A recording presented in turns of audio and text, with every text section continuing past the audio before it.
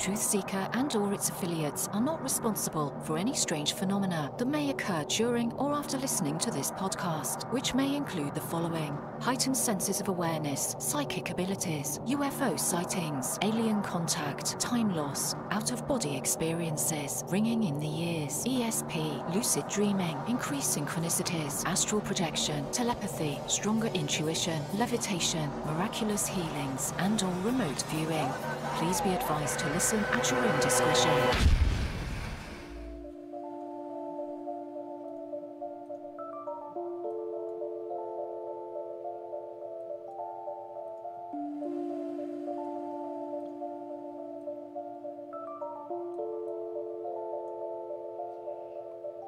Won't you come and take me away?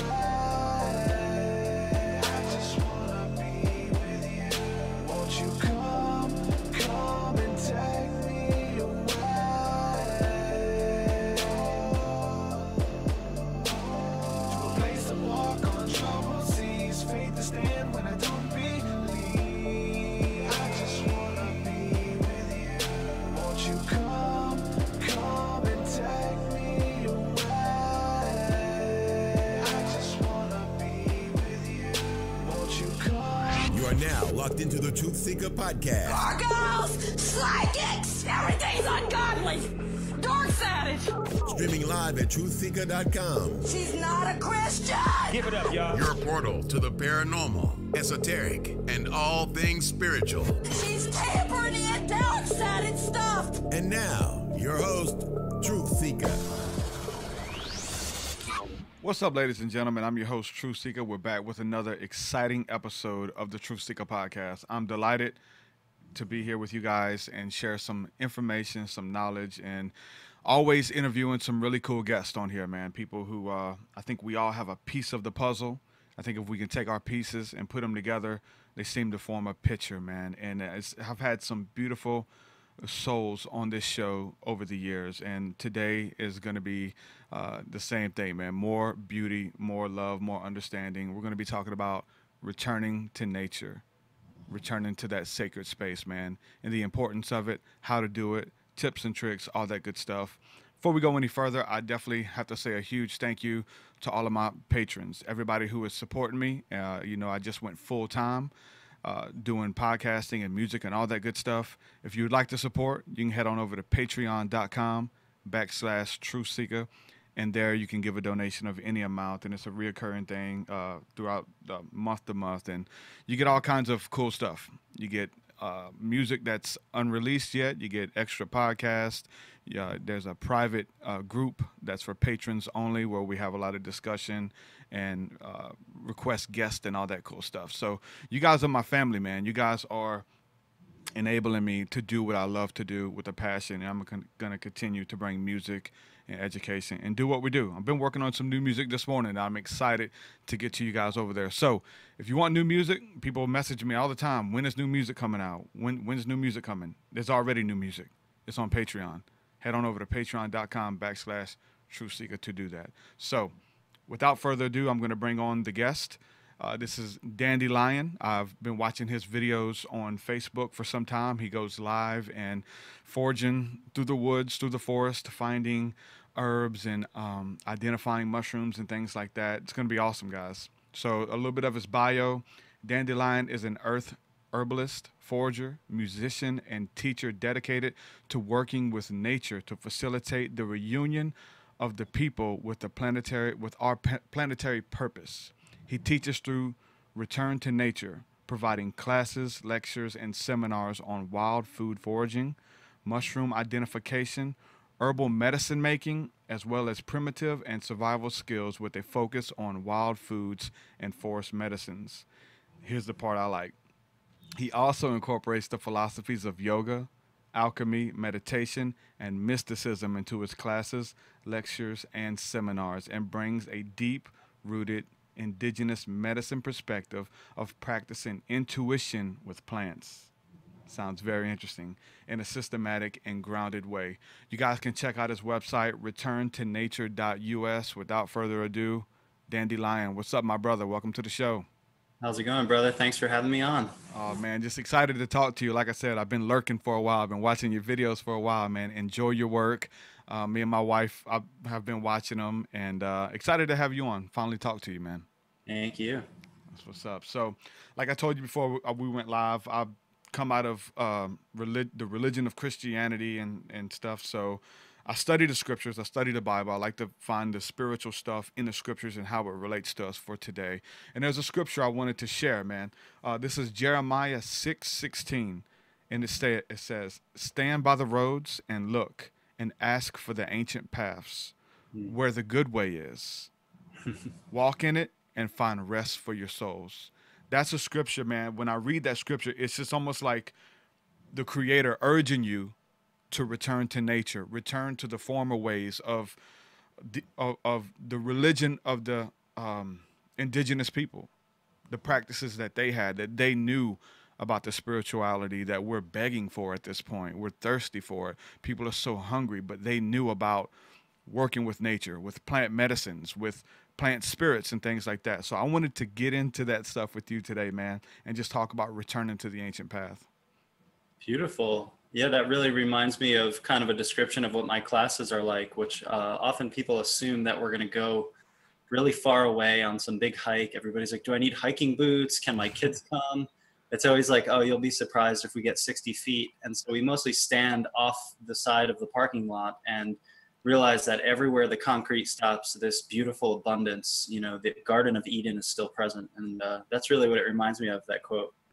That's so awesome, man. Talk a little bit about what you do, just to let everybody know, because you're doing something really cool, and you're traveling around, you're doing these seminars, you're doing these classes, and you're taking groups of people out into the woods, or like you said, right off of the edge of the pavement, man. Talk a little bit about what you offer. So what my passion is, you know, I've trained myself in yogic philosophy, specifically what I would call Vedanta, if anybody's familiar. And that is kind of a non-dual understanding that consciousness is one, pervading all things. So with that, what I try to do is apply those teachings to nature observation instead of make it an abstract Sanskrit kind of philosophy. So trying really my best to ground those teachings into something that's very practical and hard to refute. So like, I always think people are like, oh, well, I don't practice yoga, but everybody practices like walking on their front lawn. So the philosophy, the perennial wisdom, if you like, is always self-evident in all things, including in nature. And I feel like we're at a time where we are so disconnected from the earth as the source that it's almost gone. And my goal and intention is to just one at a time help people to ingest what Stephen Buhner calls the wild redeemer, kind of like the Holy Sacrament. So when consuming that wild plant, I see it as like, now nature has you. It's going through your digestive system, the DNA, the neurons are firing, everything is going into you, and now she has you. She's taken you. And so that's my goal at classes, is just to kind of provide people a little edge into, hey, it's safe. Like, this is your home. This is what your ancestors did. If they weren't doing this, you'd be dead. So somebody knew how to forage in your family lineage, probably less than 2 generations ago. I'm sure your great grandmother was an herbalist. And trying to just help people feel safe with that kind of exploration, because there's been an industrial or corporate coup against people going directly to the land. And now it's all about exoticism, which is funny because that's what I try to break in the idea of people come to my class and we're like, oh, let's get started. We take 2 steps and we look on the ground and we say, here's food, here's medicine. Instead of engaging this idea that, oh yeah, let's go to the highest mountain really far away to find these really rare things. It's like every time you stop mowing your lawn, nature just provides abundant food and medicine. So at classes, basically, I live in a van. I'm a van dweller. I call it the Forage Mobile. I raised half the cost on GoFundMe. That's gofundme.com/return to nature. And I raised money selling herbal goods. And now I have a van, and I'm full-time in the van, touring around, looking for wild foods and medicines, teaching online and in person, and just living that life. You guys got to follow him on Facebook, man. He goes live all the time, just walking through the woods, just pointing out what everything is, man. It's really awesome, man. His vast wealth of knowledge that he has about the plant kingdom and what's good. Like I think we were watching yesterday, me and my wife, and you was identifying some mushrooms and stuff, and you were pointing out some of the poisonous mushrooms and some of the edible ones and stuff. And I didn't even know that even though some of the mushrooms may be edible, if they're on a tree what that has the bark on the outside that's poisonous to you. Like I didn't even know that there was a difference, that was even something to look into. Well, that's basically, there's a lot of rumors and there's a lot of fears. There's a lot of misconceptions. So can a poisonous tree be able to transmit poisons into the mushroom? This is a big debate in the mycological world, and nobody's really exactly sure. And also, the idea of poison is always something I try to reverse onto the norms that we have as a society. So, ideas are like, if you weigh Tylenol and you weigh some of the most poisonous plants in the world, by weight, the Tylenol is actually more poisonous for you than the poisonous plants. So, spraying Lysol in the house or Febreze or driving down a parkway is all seen as normal behavior, but you look at a plant and suddenly we put caution signs and caution tape around it or try to poison it to death because of that fear, because of that unknowing. And I think that's an archetype of, projecting on to the other. And I think that was a systematically designed idea, which I think is partially in the Banished from Eden archetypal story of this idea of we've been kicked out of heaven, and therefore anything that resembles wildness or sacredness, we tend to destroy as a culture. We target it actively. We can go very spiritual. That's why I want to go with you. But a lot of what you're talking about is practical, like practical stuff: how to survive, how to eat, nutrients for the body, what you can eat. So it's a very practical thing where you don't even have to get into the spirituality of it, but just returning to nature, pretty much knowing that Mother Earth, Gaia, provides everything that you need, man. And that's so awesome. It's like we like to take that, something that's so practical, but build on top of it and look at the esoteric nature behind it and why, like, we need it. Why is there a disconnect? And talk a little bit about like why we need it. Like, what is the relationship between our bodies and the plant kingdom? Like, were we made for each other? Talk a little bit about that. That's great. So, really what you call practical to me is actually very mystical. And something just changed. So when you're talking about these practical ideas, what I really see is that if you go into nature and you find a wild plant and you sit there and you try to identify it and you bring out your field guide and you study it, and then you confirm it and you cook it in the woods on a small fire that you make from twigs with a hand drill fire, you're having a mystical experience. That is tapping you way deeper than, buying something from a grocery store and cooking it on a gas stove. So just by living those skills, you have a direct mystical revelation to your past and the historic context that we live in. And then the kind of thread that we all come from. And I think once we tap back into that, it's like our roots, we're a tree, we're a family tree. And when you go back and you revert into that, you see what we've been doing for millions and millions of years. And that is kind of the basis. And so can you repeat the second part of your question? Well, yeah. Wanting to know, like, pretty much, were we made for each other? Like, were our bodies made, are the plants here for us to eat? Do they want us to eat them? That type of understanding. So, it depends on, so I'll use the framework of science, right? So what we know about science is that we are evolved out of previous organisms. And if you take that as whatever it is, I don't happen to believe that everything was just born separated. There's nothing antithetical to the idea of God with the idea of biology and with the idea of evolution. I don't see a duality there necessarily. So what I see is that when an algae is eaten by another organism, it grows and it develops and it consumes that DNA and it begins to proliferate and digest that. And over millions and millions of years, you actually get this growth, this unveiling. And what it's unveiled is us. And here we are sitting here with all these neurons in our brains. We have all these abilities to digest things with our own livers, right? So we have enzymes, we have receptor sites for all of these things. You know, they say like even everybody has an opiate receptor. You know, why? Right? Because somewhere in our lineage, that was something that we consumed, whether it was just through poppy seeds or whatever it was as a food source.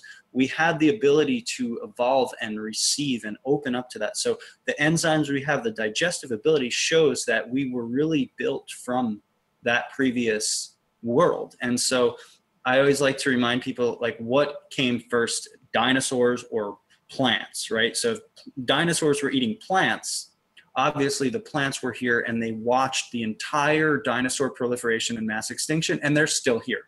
And then they kind of built us and they're like, haha, we're playing, this is fun. And now we've come out of their bodies and we rely on them. They produce oxygen. Without that, we're dead. You know, so we are coming out of this world, which has supported our being.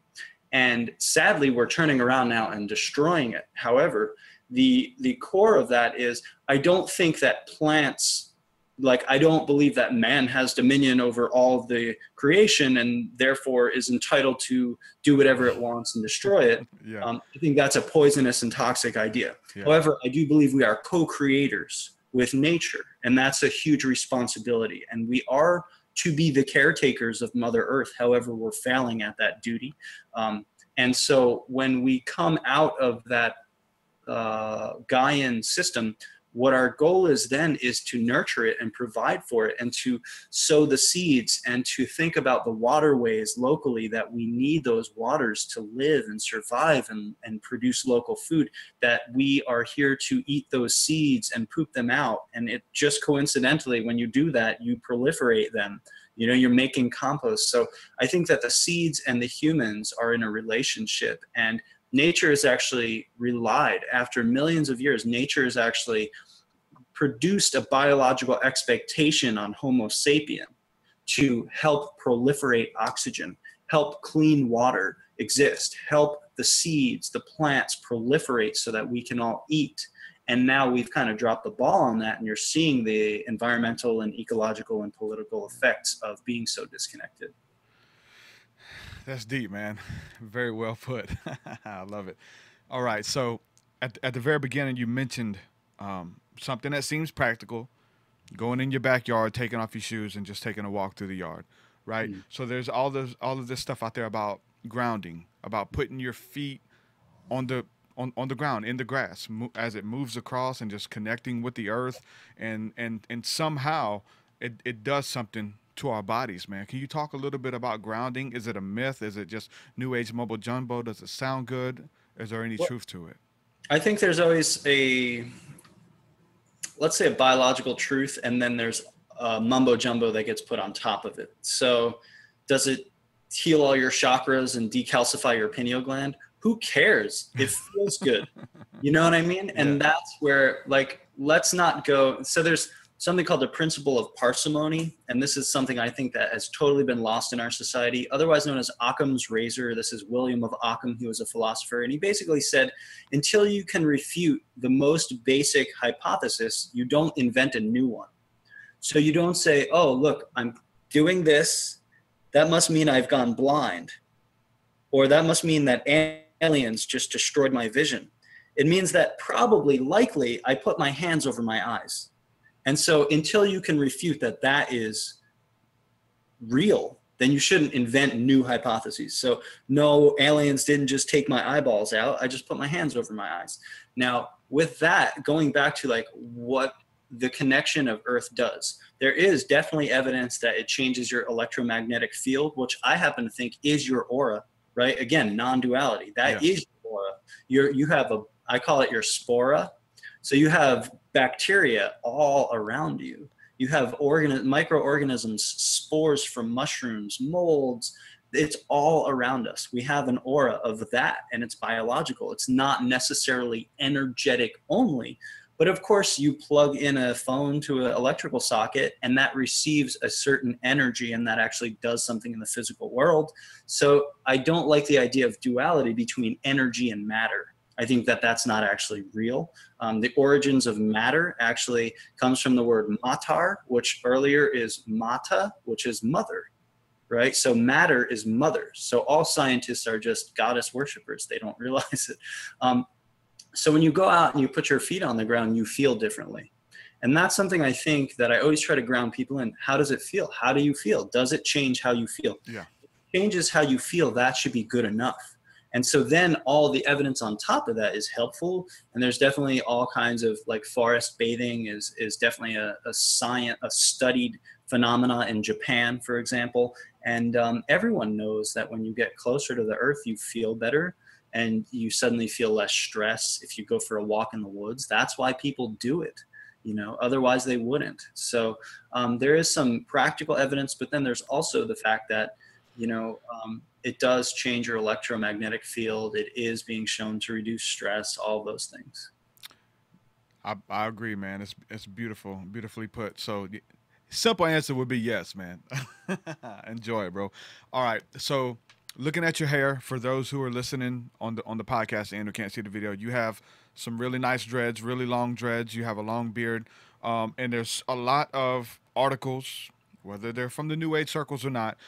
There's a lot of articles about the hair being tied to spirituality, being almost a extension of the nervous system, to being able to just being more sensitive to the spirit realm or to intuition or things like that from having long hair. So there's some scriptures in the Bible. We look at Samson, who had long hair. They cut his hair, took away his power, and he says, "I have become just as every other man. I'm the same as every other man." I had dreads. I had pretty long dreads down my back, and I cut them, just a spur of the moment.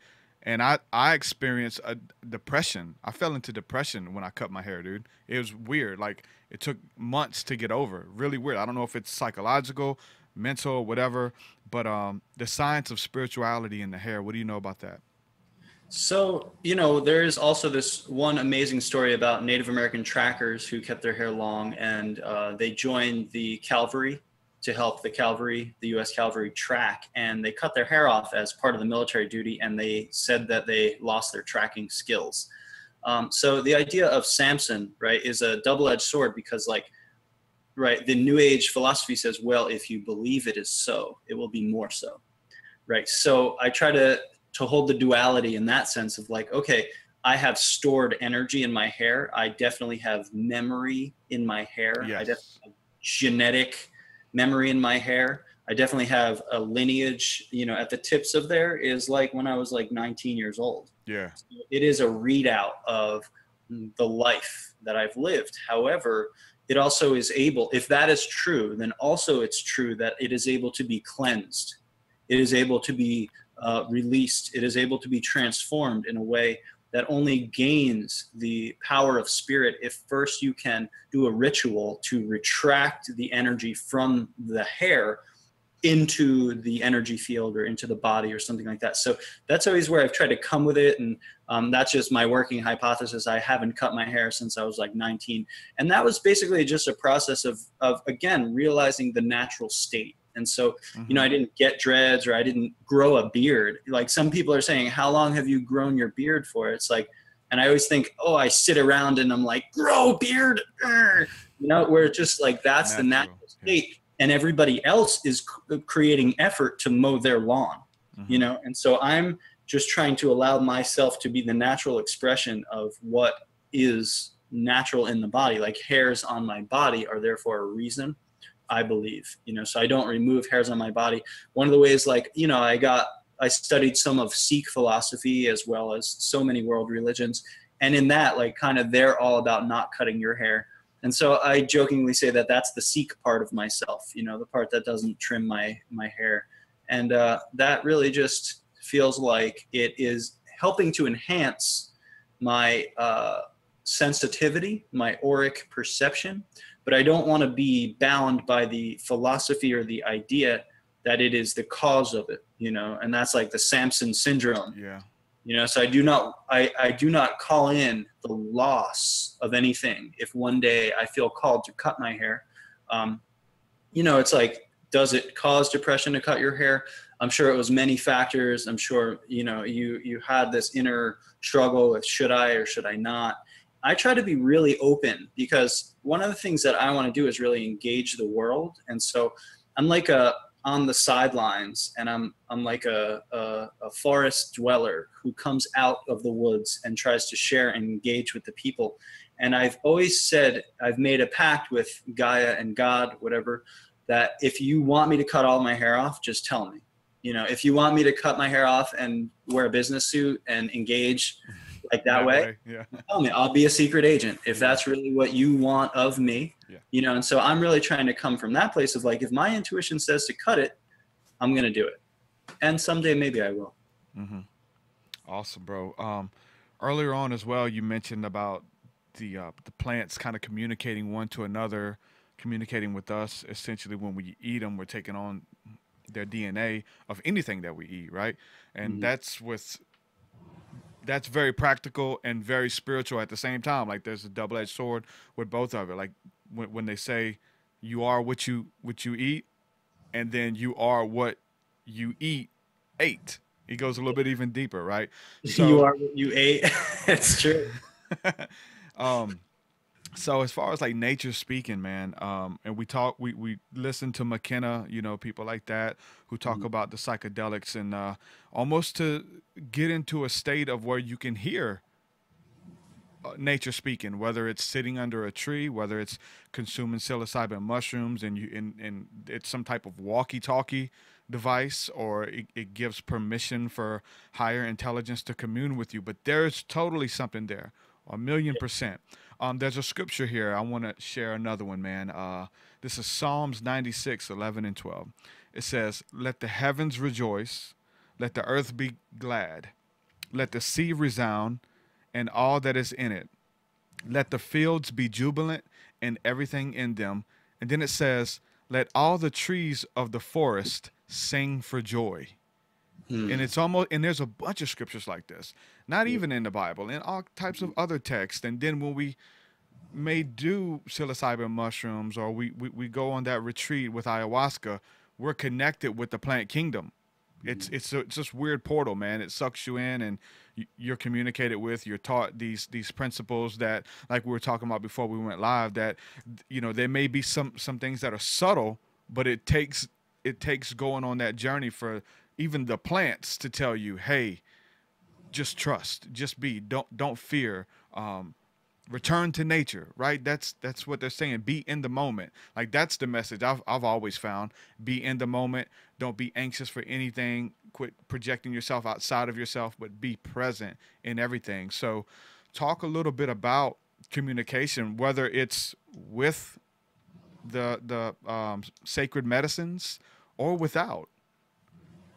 Beautiful. So there's a lot to kind of unpack in there. And so what I always try to remind people is, you know, the reason I actually started teaching plant walks is because I was at a sweat lodge, and I felt like it became a plant ego competition where people are like, oh, I have my sacred cedar from here, and I have my osha root from there, and I have my goji berries from here. And it was all about everything was super far away and somebody else's culture. Yeah. And I realized at that moment, there's mugwort everywhere, you know, and mugwort is a sacred shamanic plant in thousands of traditions. And people are overlooking that because we're looking to other traditions. And it's important to encompass and embrace all of those other traditions, but it's also important to ground ourselves in the being of what is actual and real in our phenomena. If we're going to find shamanism, it's going to be here. You know, it's going to be in this world, the world that we're actually born into. So with that, I think, you know, one of my quotes that I come back to is, all plants speak, but some plants scream. And so the psychedelic medicines are the ones that kind of berate you and make sure that you understand that the plant world or the mushroom world is communicating to the people. Now, on the subtle level, what we have to remember, and really there's a great book called The Lost Language of Plants, and also that's by Stephen Buhner, and then Michael Pollan has a book, what is it called? It's Before the Omnivore's Dilemma. It's his first book. And what it talks about is, what about the perspective from the plants? What are the plants doing? And so in Stephen Buhner's book, it really grounded the idea that language is not words. Language is also chemistry. And so anytime a chemical affects you when you eat it, whether it's McDonald's or whether it's psilocybin mushrooms, that is communication. That is part of communication. And so plants speak to each other through the language of chemistry. And plants taught man chemistry, right? So that's where we got chemistry from. We learned it from the plants. They are the ones who made dirt and soil and vitamin D and calcium into novel chemistry, which we've never seen on the planet before. So everything is speaking. It's up to us to learn that everything is speaking and to subtly attune ourselves to listening. And that means slowing down, being receptive, and practicing meditation, and not being the being who always tells nature what it is. That's or good. What it should be. You know, instead becoming a receptive child and saying, I'm the baby, you tell me. And coming into that receptive state enables the communication to develop. Now, then there's the idea of, if you want to kind of break through some walls or enter another dimension or see what quantum theory is about in three-dimensional reality, then there are these sacred medicines which can help us break through our fears and our resistances. However, not if not applied with proper context. Yes. And people can become addicted or damaged with working with psychedelic medicines, especially if they don't know what they're doing, largely because the way the drug laws are set up, that mistakes plants and drugs, which are not the same thing. Yeah. My vision is that only a drug is when a man makes one. Mm-hmm. Right? Anything in nature is called a plant. It's biological organisms. You can't call it a drug. It's a plant. Marijuana is a plant. Yeah. When you extract THC from it, that's the drug. Opium is a plant. When you extract opiates or make heroin, that's when it's a drug. Yeah. So the natural world contains these chemicals of communication, and they're basically banned. We're banned from engaging in them.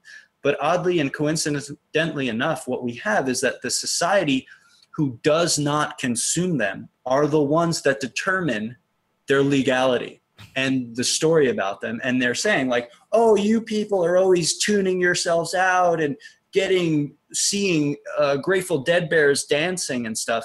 I've never had those experiences. I've never had meaningless hallucinations. I've had direct communication with source.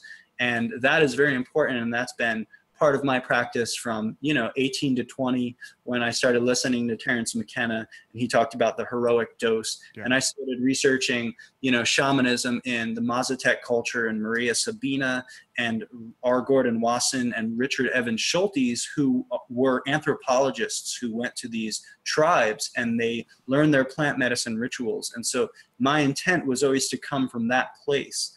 And that's a very different intent than being at a party, being like, let's see what this does. Yeah. And I don't recommend doing that, although that's not right for me. I always have to come to that. Like, that's not my path. And I would always recommend being with a competent guide, or at least a community which can help hold space if you need it, or process or talk to about those kind of experiences. But they're very powerful, and they're very sacred. And we need to build a sacred institution, which is shamanism, on working with those, and that's what we've been missing. And that's why the drug laws and the repression is horrible, because it gets a kid who wants to explore the alteration of their consciousness to turn to meth instead of turn to ayahuasca or mushrooms. It's completely designed to lower the tiers down to garbage. It's just like, while alcohol is legal, what revelations, do people usually get from being stupid drunk and passing out in their vomit. But cannabis constantly gives revelation, you know. And if you tune yourself and you work with that in a way where you're receptive and in a meditative way, you can receive profound guidance. It's just a matter of when is that sputtering in circles, you know, when is that doing physical damage to ourselves? I don't think that every day, you know, is right for me. Yeah. And then it's a matter of respect and not using. And I don't think we should, these are our ancestors. These are older than us, these beings. And if you want to say there's either a being in there that's like a soul or a spirit, or there is some otherworldly entity that uses those as some sort of telephone line to humans. Yeah. And whatever that energy is, it needs respect, not abuse. And if you try to abuse them for your own enjoyment, usually you'll get in a bad way. And you see that with ayahuasca, for example, there's plenty of sorcery, there's plenty of dark stuff happening. Yeah. So it's obviously you have to set your own ethos and your own quest, and that's really important with working with those medicines.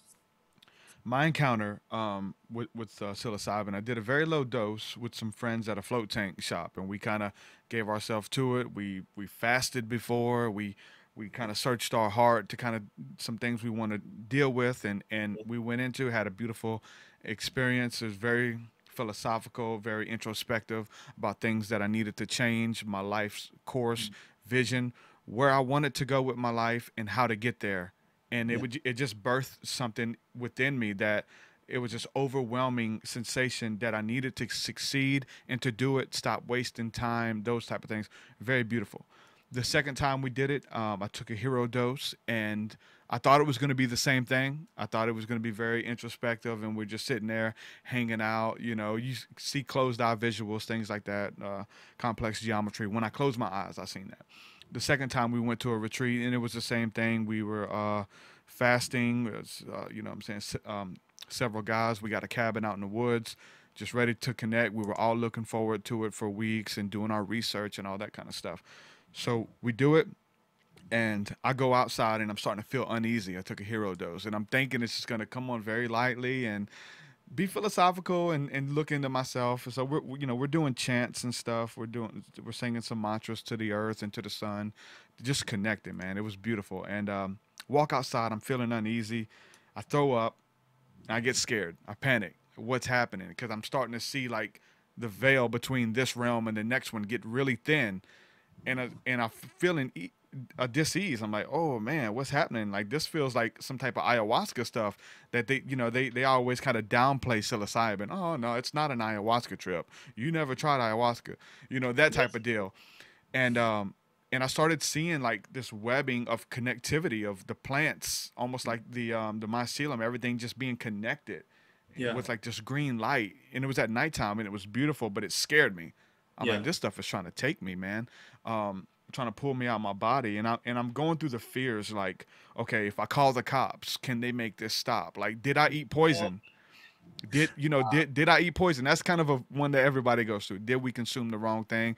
Am I going to die? And I start fighting myself, and I walk back in there with my friends. And one of the guys was well seasoned who kind of set everything up. And I look over at him. I'm like kind of panicking, man. But I sit down. I'm trying to calm myself down. I look over at him. He's like, man, quit fighting it. Yeah. I said, I don't know what's happening. I don't know what's happening. He said, hey, man, quit fighting it. Let it take you. And I'm like, okay, that's a good idea. Because it feels like it's trying to take me somewhere. It's trying to show me something. Okay, I'm going to quit fighting it, man. I'm going to quit fighting it. And when I did, like, it was like clockwork. It felt like it pulled me out of my body through these portals to this place that was communicated to me. This is where we go when we die. I'm taking you where I've taken your ancestors. We were on an Indian reservation too. I have Indian ancestry, Creek Indian, and it was sacred ground, man. So it was even more special. But it took me to that place, and I would snap back to my body, and we'd look around, and we'd all come to like, what the hell is happening? We didn't expect that, and it was all synced on timing. We'd look around, and it was like going up a roller coaster. Here it comes again. And we'd all go through, and we'd sit there for 2 minutes, just not knowing, like we're gazing into eternity. And we talk about the beings, man, I was confronted with an angelic presence, that, you know, we did the golden teachers, which is the strain of the mushroom, and I refer to them as the golden teachers, as these beings, and they had a conversation with me, and you know, I do music and I talk about traveling the multiverse and gazing into Orion's gate and seeing, communicating with aliens, all stuff that I'm into, which can be done, contacting like earth spirits and things like that, all beautiful things, but I throw it out there nonchalantly. Like, hey, everybody can do it, you know, it's cool, you know, that type of deal. And they check me. Say, hey, is this are you the guy they call TruthSeekah? Are you the guy who's throwing all of this deep esoteric stuff in your music? You just throwing it out there for people? That's you? You're talking about traveling to the Pleiades and gazing into eternity? That's you? I'm like, yeah, it's me. Okay. We just wanted to make sure we got the right person. We got some things we want to show you. We just want to make sure that's you, and want you to know that what you're doing, it has consequences. It's special, but we're going to show you some things. We want to let you really gaze into eternity. And like my music became even more real. Back into the abyss, man, and taken to those places of the colors and the euphoria and the tears of beauty, of creation, of just being glad to be alive, man, and just camaraderie, everything that is beautiful, man. We experienced it together, and that was my second experience, and it changed my life, man. It changed my life. And I've got a song I want to send you when we get done. It's called The Golden Teachers, and it talks a little bit about that. And at the very end, it talks about I have some samples from, I forgot the woman's name, but she's talking about that all plants matter. It is speaking, and some of them speak more often, some of them speak more frequently, and sometimes you have to do things to get into a state where you can listen. And I think it's beautiful too, because like in the state of spirituality, and it's almost like I've become more sympathetic with others, of trying to put myself in their shoes. Okay, and that's how I show. Whether it's God, the universe, whatever, taught me sympathy for the people in Iraq and Iran and Afghanistan, when I was able to see what it's like when the U.S. bombs them and runs through their villages and taking women and children captive and doing crazy stuff. It's like, okay, what if that happened to me?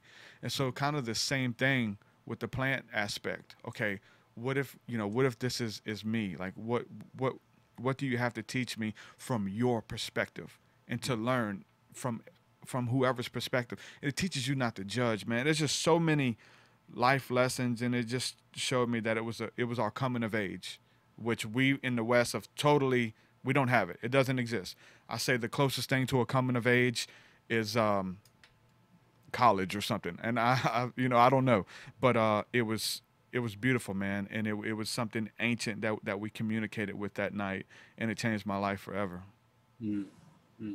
Yeah, great sharing. And I've had similar experiences. And I think there's one aspect which you're touching on, which, you've used the word sympathy. I would use the word empathy, which yeah, differently means that you get out of your ego's perspective and can actually access, through travel, and access the other being's perspective, whether it's a child in Iraq, whether it's a plant or a tree being cut, right? These are the experiences that people have on psychedelics often, and they are the ones that grow our empathy. And when we can feel and when we can perceive what's going on, that's when we act to change it and to help.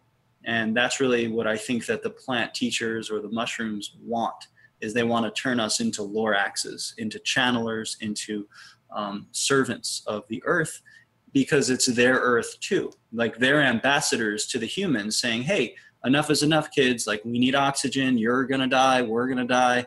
Nuclear war is not going to help anybody with anything. Here, feel what it feels like to get bombed, for 20 years in Afghanistan. So those are the things that we need, and yet are repressed from our society. And that's exactly why it's important. And, I remember, working with Salvia divinorum, one of the first or second times. I'm one of the very few people that feel like I understand what's going on with that. And one of the first times that I met these entities, these beings, and I was like, who and what are you? And like, I'm going to tell everybody about you. And they were like, yeah, try that one. Yeah. Try to tell everybody about us. That'll make you look like a complete nutball. And I realized in that moment that that's what esoteric means. And that's why I'm a little systematic in how I kind of reveal my own personal experiences, because the seeker must go through the initiation on their own. And even if you try to divulge the secret, they do not understand. And so, you know, esoteric is not things that we repress from people with secrets, like secret societies. Esoteric is also things that someone cannot perceive because they're not ready to be initiated in that. And that's really amazing. Like, for example, you're talking about the Bible. Like, I believe all sacred texts have an exoteric and an esoteric interpretation. And only on a certain level of your development and your growth do you realize this is not about people. This is a Jungian archetypal story about all that exists. And, you know, that's the kind of deeper level. Like, my individual archetypal story of me, Dandelion, is a metaphor for man. It's beautiful. You know, and everything has these multiple layers. And I think that's, again, what the psychedelic medicines show us is, you know, you are a microcosmic representation of the entire cosmic process. And within you is the entire cosmic process unfolding. And that's as above, so below, as within, so without. So those multiple levels of being are so important to get to know, but also we need to be careful in how we articulate them as a, whatever we want to call ourselves, as a waking group of people. We need to become masters of the word, because these realms are so subject to misinterpretation that obviously, like, you see it all the time. You know, people who have these psychedelic experiences, like you're saying, maybe I should call the cops. And in, like, you know, it must be a good idea to tell the cops that I'm now enlightened, you know, and like, let me tell them about the angels. And so we need to understand we are secret agents. We are walking between the realms. And when we do that, we have to know how to deliver the right sentences and the right words to awaken those who are ready, and be very careful about kind of revealing something that's subject to misinterpretation, because a lot of people are trained in a society that is basically materialistic rationalism. You know, the church as an institution has failed the people. The spiritual core of the Bible is real, you know, of all sacred texts. The institution, the monetary corrupt system that has been built over that has sown so much doubt into our society that now people have become backed into a corner, are afraid of their own human soul, do not understand that realm, and therefore are stuck in a place of like, okay, only what I can see is real, only what I can see is real, only what I can see is real. And as a result, they're very afraid, they're damaged, they're broken, and they're scared. And that's kind of the awakening, is to pull people out of like, well, here's another perspective. And this is why I think the plants and the mushrooms are, you know, why ayahuasca is coming into the scene so strongly, because those are powerful forces that there's just, it's very hard to go back to sleep after you have you know, a DMT experience or something. Yeah, I was, I kind of want to talk to people about, you know, how we say like ayahuasca trips or, you know, the psilocybin doses can heal depression and pull you out of depression and give you purpose and overcome the fear of death. But there's another aspect that I've seen, that once you see the other side and you go back to working at the machine shop or being the guy who is in a warehouse working somewhere, boxing stuff, that can, you know, after gazing into eternity, communicating with this plant life that encourages you to seek after your dreams, to find out why you're here and pursue it. There is a form of depression that comes if you don't do it. Like if you have that communion and then you go back and just try to live this mundane life and not pursue your goals, there's like a immense depression in that too, you know? I don't Yeah. think many people talk about that. You bring a really good point, because I think what we misinterpret the message is as you need to leave your job, leave your school, leave your family, and go sit in the woods and be a crazy lunatic and just eat mushrooms all day. That's probably not the message. And what it comes is like, Yeah. before enlightenment, chop wood, carry water. After enlightenment, chop wood, carry water. And I don't find that it's a quantitative issue, it's a qualitative issue. If I'm a mechanic, have I been truly honest and serving? That's different. I can Yeah. still be a mechanic, Yeah. you know, but like if I'm a janitor, am I sweeping with prayer in my heart, or am I doing this for money? And that's quality inside of the soul that needs change. It's not necessarily that you try to change the world to be more comfortable around your particular psychedelic psychosis. It's that we engage the world in a different way with more humbleness and more respect and more care and more awareness. Mm-hmm. And out of that, you know, out of that desire to serve, I believe that the universe, God, will pick you up and transition your job quality to the point where you no longer are the janitor, but it wasn't something that you extreme did in your head with your rational thinking, like, oh my God, I have to get out of this. This is a trap. The material world is a trap. Yeah. You know what I mean? Money is an illusion. Yes, and play. You know, this is just a play. Like, I remember that great Bill Hicks quote, you know, something, you know, today a young man on acid realizes that all matter is just vibration, and we are the imaginations of ourselves. And here's Tom with the weather. Yeah. And so the idea is like, the revelation is not antithetical to being a normal human being. And that's what the plants have told me. And so I try, even though I have a beard and dreadlocks, and, you know, I dress pretty normal, and I try to just be a normal person. And within, I try to channel that transformation. Mm-hmm. And almost like no one can see it. It's just a vibration. It's just a light shining out of you. And that is, I think, better than wearing white robes and screaming, the end is near down the street, because nobody's going to hear that. Everybody's going to be triggered. Everybody's done that. you know, and that's the problem with psychedelic consumption in a way, is that you get this power. It's just coursing through you. And then the question is what to do. And, you know, I've done that too. Like, I've been in a position where I've been like preaching and having all the answers. And that's part of our spiritual growth. We all have to understand that. And then something kicks you in the stomach eventually, if not lower. And, you know, eventually we get to the point of like, okay, like the answers are to be exemplified, not to be preached at, you know, and preaching can only go so far. And telling other people how to live is secondary to living that way. And like, for example, I always think about, you know, with a fire, like imagine if you're trying to teach a person how to build a fire. The best thing you would do is just build the fire in front of them and show them by example, right? Because if you try to like turn it into a physics lesson and a mathematics lesson and a, you know, how to place sticks, it sounds like obsessive compulsive disorder. They just need to watch and observe and learn. And so, of course, this is the old spiritual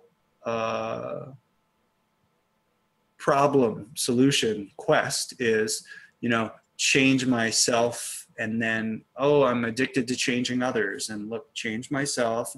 Let me come from different angles, because we, you know, our safety, our ego's safety lies in other people becoming more how we want them to be. And although many people would be benefited by that, that's the sad and the angst and the tragic thing that we have to sit within our souls. Like, yes, there are people who would rather poison themselves slowly and die of it and run from the truth. Yes, there are people who don't want to see. Those people are damaging the planet and causing us issues. They may shorten our lifespan. They may destroy our life. Like 5 people might have an all-out nuclear war that kills us all. And so we have to figure out how to be like social justice warriors in a way that channels the highest virtues, the highest spiritual virtues that we understand. Like, you don't become a totalitarian dictator against totalitarian dictators. It doesn't work. So How do we raise the vibration and become examples of more compassionate people with persistent knowledge, but how do we deliver that in a way that is inclusive and not exclusionary? And I feel like in my path, because I stand in front of people and talk and just like go somewhere, and then suddenly I snap out of it and it's like, what happened? And then I started doing video editing, and I would see when I would get preachy and shoot someone down, and I would see their aura shrink and their shoulders shrink, and I would be like, oh man, don't do that. Yeah. And that's been a really good self-reflector. Yeah. Oh man, it's just so much, man. Because I've been through that stuff too, as far as preaching and standing on, even funny, standing on the street corners and wearing all white. Like we used to do that, you know, and we'd preach and the end was near, repent, turn from your sins, those type of things, you know, which is righteous, a righteous thing to do. But it's the spirit you're coming out of, as far as like just simply like, don't tell me how to live, show me how to live, show me how to do it right. And there's so much that can be said through that. And you know, like you said too, I mean, there's a lot of, I think that's part of our process. A lot of people have to go through that. I'm thankful that I did that stuff. I got videos of it too, and the videos make me cringe, but I'm thankful for it. I've kind of learned not to do that now that I've done it. And then we're able to see people who are in those realms of understanding, and we're able to show empathy to them. Hey man, I've been where you are, and there's more ahead, you know, learn everything while you're here, and try to show them compassion. And what's cool is that a lot of times you can pull them out of that, because you can show them wisdom and understanding about, hey, I did this, but try this, and just see what changes. See if you get results when you do this, and it works, man. You know, I guess before we get too far away from the psychedelics, I wanted to ask you, whenever you went down those paths, did you feel like it was something that was calling you, maybe from research and study? Was it something that was calling you, or did you just stumble upon it and do your research? Because I really felt like, for me and a lot of people, it was kind of it was something that meant to be, and it was like, hey, we have something to show you, and eventually you're here now. Now we want to communicate with you. Do you feel like that was spiritually calling you? That's, again, you know, back to this idea of, you know, it's only for those who get called. You know, any path is only for those who feel the inspiration. And from my experience, I definitely feel like that has been my life passion. I mean, my whole foraging and herbalism practice started from understanding that there were these indigenous cultures who engaged in shamanic plant ceremonies. And that was the way that I tried to explore nature. So that was actually previous to me ever looking for edible mushrooms or anything, you know, listening to Terence McKenna, learning about, you know, as I mentioned, all these anthropologists who went to indigenous cultures. Like, I always wanted to be an anthropologist who went to indigenous cultures and learned from them. You know, I really always felt a calling from that. And, you know, the ways that mushrooms or salvia or anything came into my life always felt like they were accessing me more than I was accessing them. So, you know, I knew about ayahuasca for probably 20 years and never engaged in a ceremony, because I believe that the connection with the teacher is just as important than drinking the brew. And so literally how ayahuasca came into my life was when it was ripe and when it called to me. It was serendipitous. I didn't even have to pay for it. Colombia trip just manifested out of the blue. And I found myself in front of the teacher and the medicine. And literally I did not make an effort, an intellectual effort. And so for me too, like with mushrooms, it's like, I would never be at a party and somebody's like, hey, you want to try these mushrooms? Like, yeah, let's do it. Like, that's not my style, because I feel like I need to intention set and quest and create a ritual and make boundaries around it. And I try to do that vision quest for like a couple weeks before I would consume it. And it's like essentially saying, okay, is it really time? Like, are you sure you want me to come to you? Are you sure? And if there's any indicator of no, then I'm going to listen to that. I'm not going to override that with my mind because of addiction or attachment or anything like that. So, you know, I think there's always a calling, you know, that has to be there, or else maybe that's a lot of the people who have bad trips, or Yeah, that's what I was thinking. like maybe it's not calling to you, but you don't care and you don't listen to those signs. I mean, you know, a lot of life is you have an intuitive feeling. Our whole culture is trained out of listening to that intuitive feeling. And so we don't pick up on that intuitive feeling. We do the thing. And then later we're like, oh, I knew it. I felt it, but I didn't listen. And then the damage is done. So, Man, that's wisdom, man. Because I like to tell people, even though I describe it as being something so beautiful, so life changing, I don't want to encourage people to do it. right. And I want to say, and this is what I just tell people: say, if it calls you, it calls you. And that's between you and the plant teacher, whichever one it is, right? So I don't want to be like, yeah, man, go do mushrooms, try to find a place, get by yourself, get with people. You know, I don't really do that, even though I do a little bit, but you know, vocally, I'm like, look, if it calls you, it calls you. And I think I think if it wants you, it's got some things to show you, it will call you. You'll have this drive within you to do it that won't go away. Yeah. Until you do it, you'll be so consumed with it. And I mean, that's what happened for me. So that's all I can share is what I've learned, you know? I wanted to ask you about the salvia, because I've always been interested in the salvia, not because of smoking it. Like, I've watched all the videos of people smoking it and losing Those control are of it. absolutely horrible, by the way. Okay, so they lose control. They're slobbering. They can't talk. They can't use their hands. They're crying. They're scared. I've heard stories of friends pissing on themselves and thinking they were going to die and fall in holes and stuff. But I have watched the little documentary when they were eating the leaves, and the way it gently went into that place and then experienced those realms and felt connected to nature and gently came out. And that seemed very interesting versus the whole smoking it and being thrusted into this weird place and losing control of all faculties. Talk a little bit about, like, because I know you said that you communicated with those beings, and I've heard people say the same thing. And one of the ones that I heard, they met a woman, a goddess type figure, that said, I wasn't meant to be smoked. Just talk a little bit about that, because I'm definitely interested. Sure. So I think first off, when we're talking about this calling, you know, that means for me spending like 5 years researching, learning as much as I can. So it's not like, oh, I'm called to it, I bought it on the internet, let me down it. So, you know, just to put that out there for people who are listening, that's a really important thing. You know, your quest, your spiritual journey is yours, and don't discard the pursuit of knowledge. You know, that is philosophia, is the love of knowledge. So of course, salvia is also called the herb of the shepherdess, and or the eyes of the shepherdess.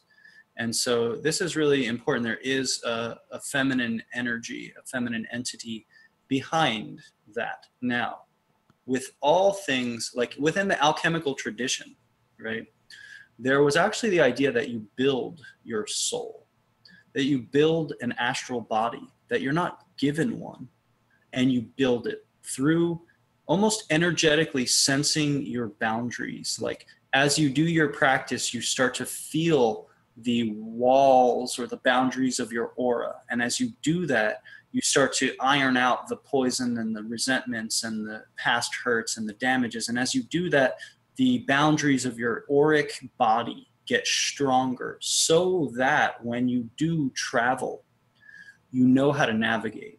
And what I think is happening with salvia is people are getting in the car blindfolded and hitting the gas at 1,000,000 miles an hour and don't realize that there is this willful power that you're supposed to have when you engage these teachers. So for example, it's like with your hand, you lift your hand up, that is willful. That is like third chakra, that's will. That's a power, that's a shamanic power. And a lot of people think that they just throw that in the garbage and see what happens. And as a result, people like take left and right turns with salvia, and you end up as like a couch. And that's empathy, right? Empathy is like, oh, I was the perspective of a wall and I saw everybody from the perspective of a wall. It's like, that's cool, you're getting empathy, but you took a wrong turn. because your intent, not your intention, your intent, that willful power is the vehicle that drives, right? That is the way of seeing where you're steering. And so I think that that's the co-creative power, that 90% of those videos are horrible. First of all, it's not for in the middle of the day, you know, with your eyes open. It's not about your body moving. So what my experience is like is in the evening time in a very safe place, and it's only going to be smoked. It's only going to be the most 15 to 20 minutes. And the least that you will do is lay down for 15 to 20 minutes and not engage the need for your body.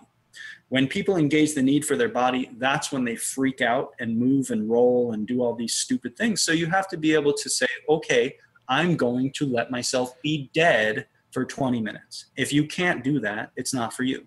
It does seem to be a portal into the after death world. You see the place you go when you die. You can enter that place. Now, I think there is a cosmology, right? There are these sheaths of planes of existence, you know. So in the Hindu mythology, they talk about the 7 lower worlds and the 7 upper worlds, and these are also the inner chakras. And so there's this correlation with, like, you can get to this level, or you can go to this level, or you can go to that level. So behind that whole process feels like there is source, angelic source.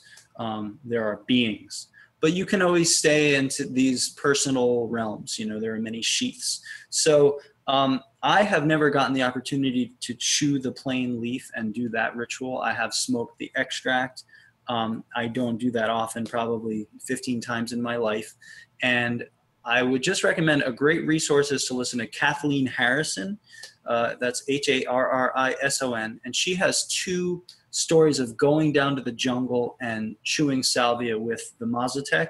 And they taught her how to do that ritual. Like they said, never laugh. It offends the spirit of salvia. Never laugh, right? And continue to pray out loud was another thing they told her to do. So these are parts that we can take from the indigenous wisdom culture and apply them, instead of starting from scratch and just being like, let's see what happens. I'm driving. Let me hit a bowl of salvia. Like, that's where Timothy Leary and Richard Alpert, otherwise known as Ram Dass, had this psychedelic philosophy in the 60s about set and setting. So your mindset and also the physical setting is just as important as the settings.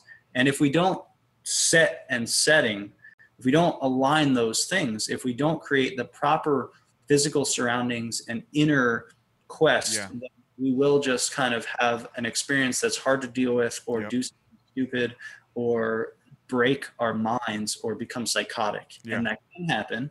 And that's why it's recommended to be with someone who's competent, or to try to talk about these things. And that's why I like to engage these conversations, because it's sad that nobody's able to talk about it. So everybody's got to figure it out from scratch. And that's a drug oppressive policy.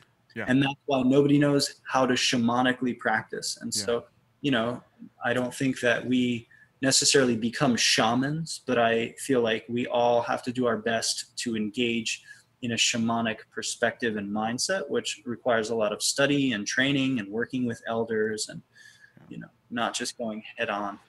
I had some friends who was with us when we had the hero dose thing going on, and they had a beautiful experience, you know, and it wasn't as profound as mine. It changed my life, man. But they had a beautiful experience, and then so the following weeks they're like, hey, I got some friends who have some. I'm going to go over to their house and we're going to do the same thing. We're going to tap in, bro. You know, I'm like, okay, I'm not doing it yet. I have to, like, all the information that came through, I have to deal with this first. I have to get my life in order.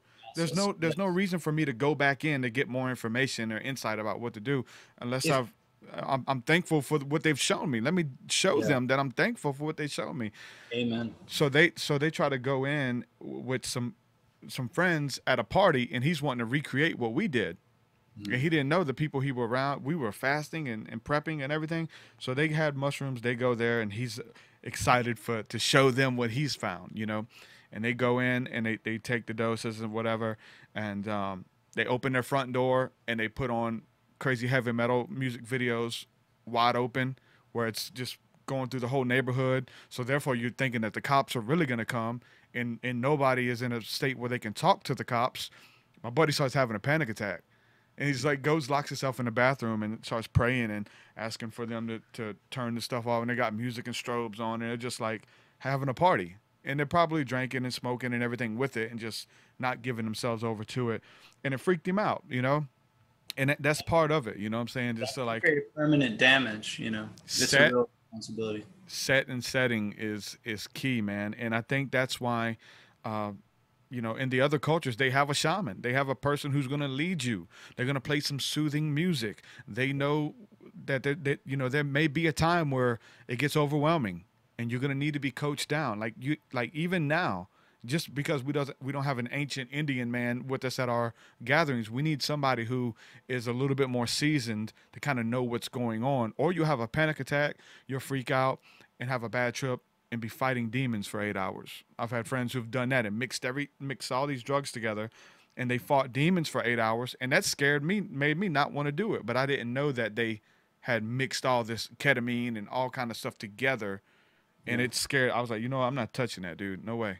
And sadly, every time someone does something like that, it gives the government and the media the example to continue to force us into a childlike state with our responsibility. That is the poster child for why drugs are bad, okay? And so we have a responsibility also to show the society that that's not what it's about. Exactly. People are recommending, first of all, I don't recommend taking anything synthetic. I think whenever man makes something, it's for greed and money, and there is no spirit behind there. It's a demented entity that was made in a laboratory. Yeah. So that's first. And then the idea of mixing substances, I would never recommend that either. Yeah. One at a time. And you said something so important, which is take your time to integrate, because it's not about having experiences. It's about what you do with the experiences that you have. And that's so important. Like if you are integrating the revelation that you're given, it is more spiritual, quote unquote, than how many times you've consumed the substance. Yeah. Because if you just keep eating stuff, you're actually more damaged and you're not getting anything. And that's something that's so important, is like, we got to take the time to do that introspective practice. Like, so the way I see it is like psychedelics are, you know, they break the hard rock, and now you have shards of rocks everywhere. And then the meditation and the questing and the prayer is kind of tidying that back up, and you clean that, and you have to kind of know yourself and integrate that, and then go back in when it's your time, not just because you want to or you're at a party. Most of the videos that I see with salvia on the internet are always in public, are often like, that is a horrible situation. Like you're saying, heavy metal and strobe lights, not even close. You're already on mushrooms? No way. You know what I mean? This is a sacred experience that indigenous people have been working with for, you know, maybe 50,000 years. And we need to honor that process, you know. What's crazy about the music part of it, I feel that we could do this without the mushrooms if we're sensitive to the spirit realm, but with the mushrooms or with the plant teachers, whichever they may be, I can feel the intention behind the music, like what was like the spirit behind that. That's what in the scriptures you have the psalmist, and they can just play without even speaking where they play, and you feel the intention while they're playing the stringed instruments. And that's what King David was. And music is powerful. There's stories where King David played the harp or the lyre, whatever it was, and the evil spirits rested off of Saul that were tormenting him. The only place he got rest was when he listened to that music. And there's other examples. I know Pythagoras talks about some stuff about the power of music and subsiding evil spirits by playing this beautiful, comfortable music. So going into those realms and being able to feel the intention, whether if somebody was playing a song that was about hatred, about war, about confusion and things like that, you can feel it, versus putting on music that's made for exploration, about creativity, about tapping into those realms, and what that person was going through when they wrote those songs and created it. You can feel that stuff. So that's why the music thing is super duper important, man. It's also important to realize that in traditional settings, like if you go down to the jungle and you drink ayahuasca, they play music. They produce sound for probably 10% of the experience. Like, unless you're talking about Santo Daime, which is like a Christian ayahuasca hybrid. If you talk about like the traditional, you know, ways that ayahuasca is drank, the only time they do an intro and an outro, and the only other time they make sounds is if you're bugging out. And otherwise, it's silent. And so the music is a different, it's not about performing, you know? Yeah. It's not about like, oh, look at me now and watch how good I am at this flute. It's like, oh, let me calm this person down because I see they're agitated. And that will be for like 30 seconds. And the person calms down and they slowly stop. So it's a very different thing than, you know, we again interpret everything through like, oh, look at me, I'm so good, like check this out. And so we also need to understand that, like, you know, healing sound is not, it's not necessarily music as we interpret it, right? It's, and so with all these psychedelic experiences, it's really important. If you have external stimulus, you're less liable to go within. Mm-hmm. So the more stuff that's outside of you that's happening or taking away your awareness to your internal process, the less you're going to kind of fold into yourself and see what's there. So that's, again, the setting is that your intention. You know, my intention is spiritually growing. And so I need to give myself the proper way of spiritually growing. And that's not obviously by, you know, you sit down, imagine you sit down, you're like, I'm going to meditate now. And you sit down at the computer and write emails the whole time. Obviously, you're not going to see yourself a lot, you know. So you can be meditative and write emails, but it's different than actually sitting and meditating and facing some anxieties or pains that are in there. And we all have to do that work. And psychedelics are not necessary for that. And we need to be able to do both versions. Yes. If we're going to engage the psychedelics to do that spiritual growth, it's also important to do that spiritual growth without the psychedelics. If not more, yeah. You know. I got two more questions for you. Sure. Dealing with nature beings, I got a song coming out. It's called the Invisible Creatures of the Five Elements. And so talking about nature beings, I think it was Paracelsus who coined the phrases and actually gave these names of these beings who are over the plant kingdoms, the water, the air, the fire, the earth, and they help things grow, as far as the plant life and these beings and stuff, man. Do you have any insight on that? Have you encountered anything? Have you been able to see anything? I mean, so the way I see it is like, there's three names that come to mind. One is the Devas, so that's in the Sanskrit terminology. The other is Tom Brown's Tracker School calls it the Keepers. Okay. And then there's also the Elementals. Elementals, yeah. So these are forces, right, that are, we could call behind all things. And so one of the ways I look at it is like, so you see a yarrow plant, there's one individual yarrow plant. But then there's also like the fact that there are yarrow plants all around the planet, and each one of them is tapped into this signature, this elemental aspect. So there's the spirit of yarrow. And that is the one that we engage with to work with the body of yarrow. And if we don't, we're just working with bodies. So in alchemy, there's the body, the soul, and the spirit, right? And those are the three forms that we engage. And so with every plant, there are these energies behind them. And I think it's kind of misleading if we call them like beings, only because then people think there's people.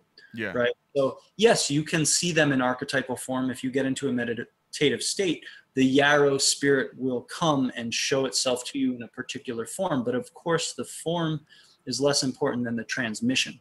And so, you know, one of the things we didn't mention, and what I think bugs people out a lot with psychedelics, is that you gain super telepathy.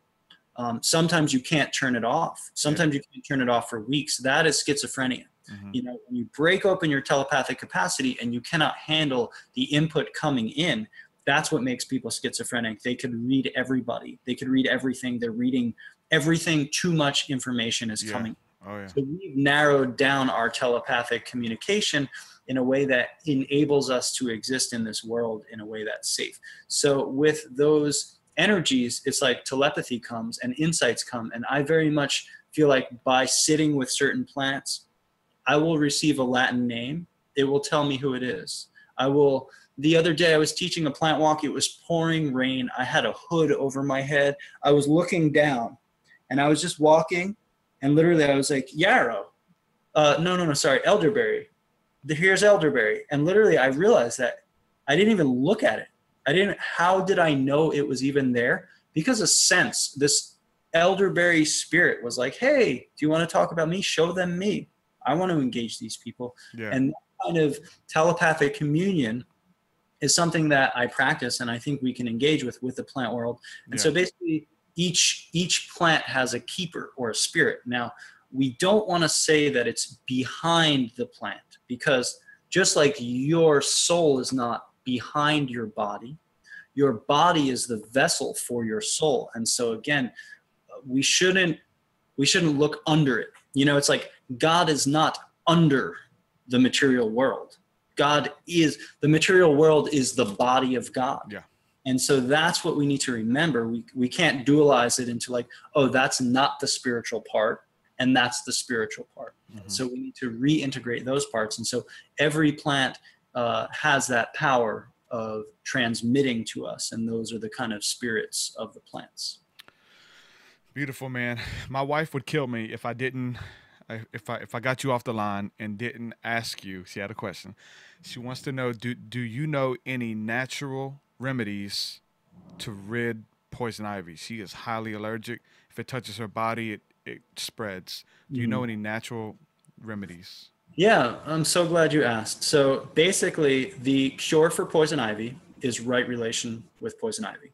And that means respect. And so poison ivy is a teacher of teaching humans that not everything is here for your exploitation, children. And when we honor a person, like a grandmother, we don't get in our grandmother's face and say, get the fuck out of my way, lady, right? That would be super disrespectful. So what we try instead to do is say, I honor your need. I honor your boundary. I honor your space. I honor your presence. I know how to recognize you as my grandmother. And so we need to do the same thing with poison ivy. We need to realize that poison ivy is a protector of the forest. It grows on the edges of forests where people come to dump garbage. Those people that come and dump garbage, those are the people that leave with poison ivy. So first we understand that's the spirit of poison ivy. It's saying, hey, know that not everything here is just for you to put in your mouth. That's selfish, right? Learn how to have boundaries in nature. Not everything is here for you to exploit, and I'm the warrior that's protecting that.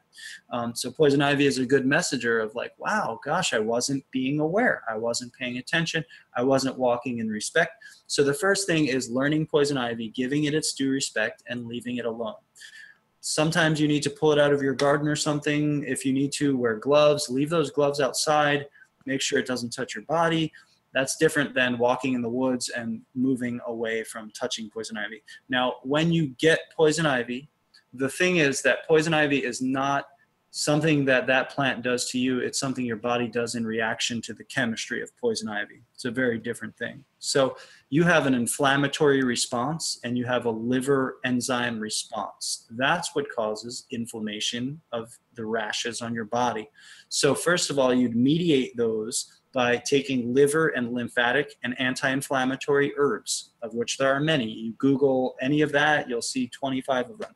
So that's going to help you flush out the chemistry of what poison ivy has that you get allergic to. The second thing is understanding that you have autoimmune reaction to things. And so people have allergies, not because of the substance, but because of their immune system reacting.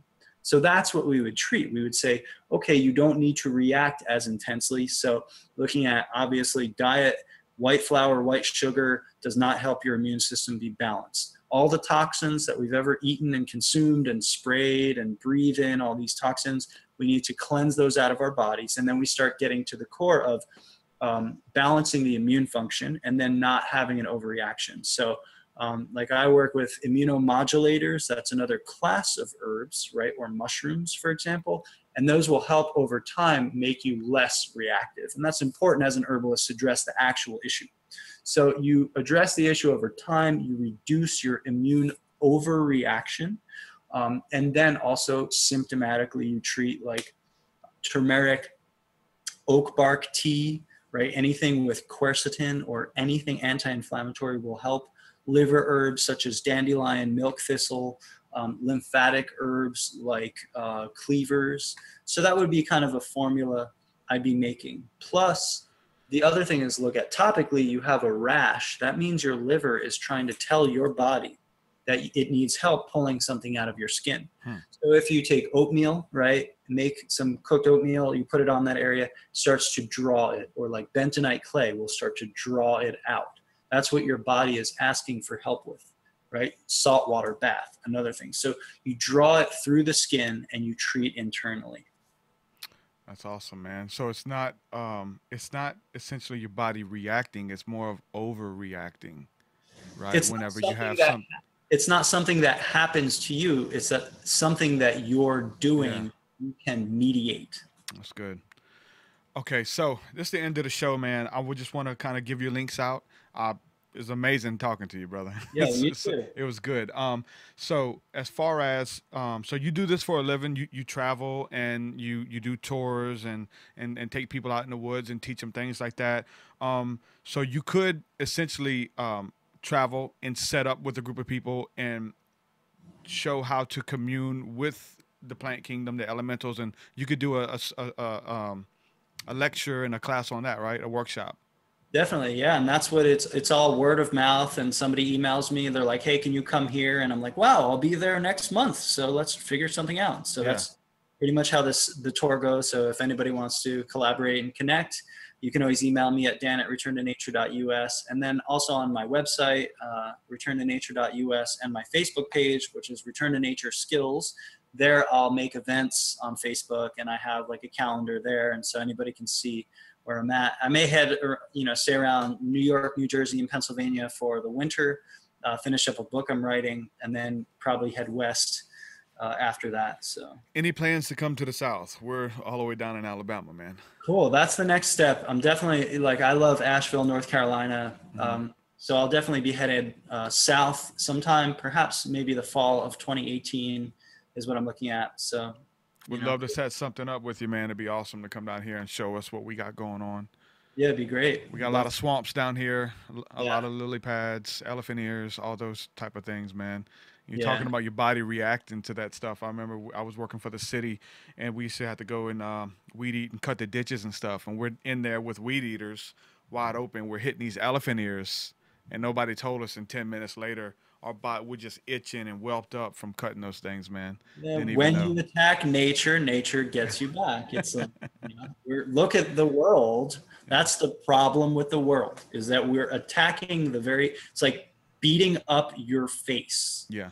And not realizing that you're it. You're that. You are nature. If you attack nature, you attack yourself, right? That's the missing piece of our whole environmental catastrophe of the pollution going out in the atmosphere and the cancer rate getting higher.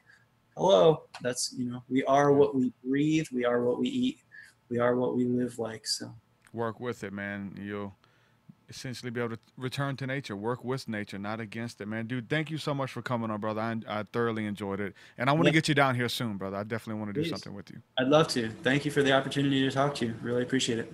All right, brother. Shalom, shalom. Have a good one, man. Adios. Peace. Awesome. Dandelion. That was a good one. Really enjoyed it. I'm gonna try to get him down here too. So all of my Alabama friends who are listening and watching, we're gonna work something out with them really soon. Good stuff. I have a couple more scriptures I'd like to share, man. These scriptures that just talk about returning to nature, returning to where we came from, essentially. This is a good one. Romans 1:20.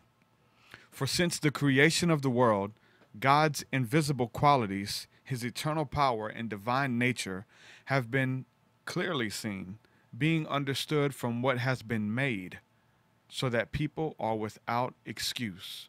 So that's a beautiful scripture because it's talking about that you will be without excuse, that there's this these invisible qualities of a creator, because creation screams his name. It's like just simply looking at the sunsets. It says you'll be without excuse. Psalm 19:1. This is one of the big ones. The heavens declare the glory of God. The skies proclaim the work of his hand. Just getting back to nature. Job 12:7-10.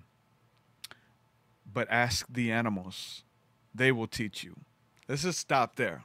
I don't have to keep going. Let's just stop there. Don't even finish it. But ask the animals, and they will teach you. Or the birds in the sky, and they will tell you. Or speak to the earth, and it will teach you. Or let the fish in the sea inform you. Which of all these things does not know that the hand of the Lord has done this? In his hand is the life of every creature and the breath of all mankind. That's beautiful, man. I know it's poetically written. It's written in metaphor form. But a lot of this stuff, man, I believe it's key to be taken literally. If not anything, try it. Right? Can we try it? Can we try to ask the animals literally? Will they teach us literally? Or it's just symbolic when we look at them, we see how they operate. We see that God takes care of them. God clothes them. He gives them breath in their lungs, right? Twofold, always. Everything is twofold, all of it. Speak to the birds in the sky and they will tell you. Or speak to the earth and it will teach you. Speak to the earth and it will teach you. Hey, I just think outside the box, man. Can we speak to the earth? I will tell you this, the earth is definitely speaking. Like he was saying at the very end, when we look at like what's going on in the earth right now, the planets, wars, rumors of wars, the hurricanes, all of this stuff, man, it's like just reacting, man. Just like he was talking about, like the poison ivy, your skin, your body reacts to it, and it's trying to get these toxins and things out of your body that's essentially causing harm.